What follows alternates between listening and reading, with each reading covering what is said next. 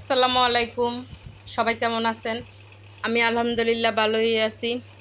আজকে আমি আপনাদের সাথে শেয়ার করব যে আমি পাঁচমিশালি সবজি কিভাবে রান্না করলাম। মানে ৬ রকমের সবজি দিছি আমি। তো আমি পাঁচমিশালি বলি আর কি, যে ৬ রকমের সবজি দিছি আমি। তো সবজিটা আমি কেটে ধুয়ে নিছি। তারপর আমি তেলের মধ্যে পেঁয়াজটা ভেজে নিছি। তারপর আমি এই যে সবগুলি সবজি দিয়ে দিছি। তারপর আমি হলুদের গুঁড়া, জিরার গুঁড়া আর লবণ দিছি, আর আদা রসুন পেঁয়াজ এগুলি পেস্ট থাকে আমার একসাথে করা, এই পেস্টগুলি দিয়ে দিছি। দিয়ে এগুলি নেড়ে চেড়ে নিচ্ছি। এবার আমি বলি যে আমি এখানে কি কি সবজি দিছি।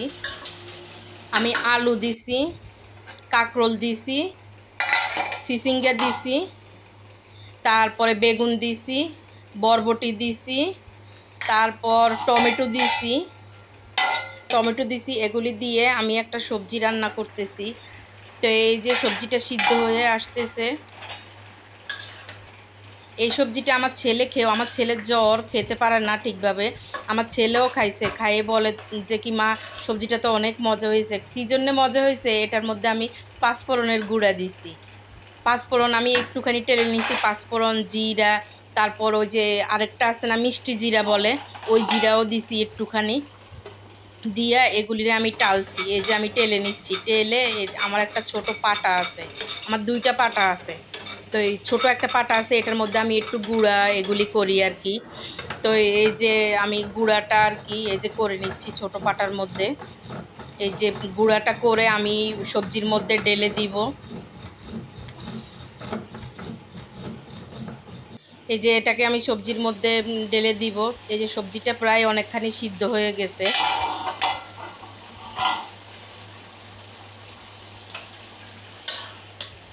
এরকম অনেক রকমের সবজি একসাথে মিলে রান্না করলে অনেক মজাই লাগে। আজকে সবজিটা প্রায় হোটেলের সবজির মতোই হয়েছে। আবার এরকম সবজি এত মানে এই কয়েক রকমের সবজির মধ্যে কিন্তু বুটের ডালও দেওয়া যায়। আমি আর কি বুটের ডাল দিই নেই, আমি এমনিই করছি সবজিটা।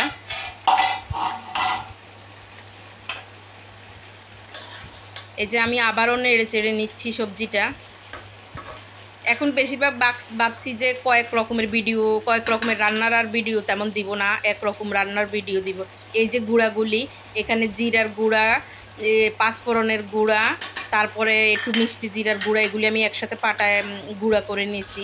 এই গুঁড়াটা এবার দিয়ে দিছি। তারপর আমি ধনিয়া পাতা দিব। এই যে সবজিটা কিন্তু অনেক মজা লাগছে খাইতে, আপনারাও করে দেখতে পারেন। একদম হোটেলের মতো সবজি হয়েছে।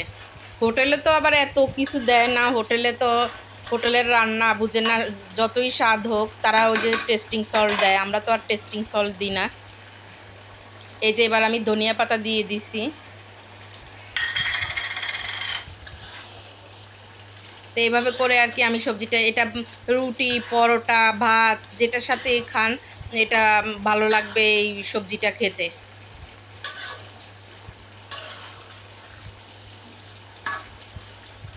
তা আমার সবজি রান্নাটা কেমন হয়েছে আপনারা কমেন্টের মাধ্যমে জানাবেন। আজকের মতো আল্লাহ হাফেজ।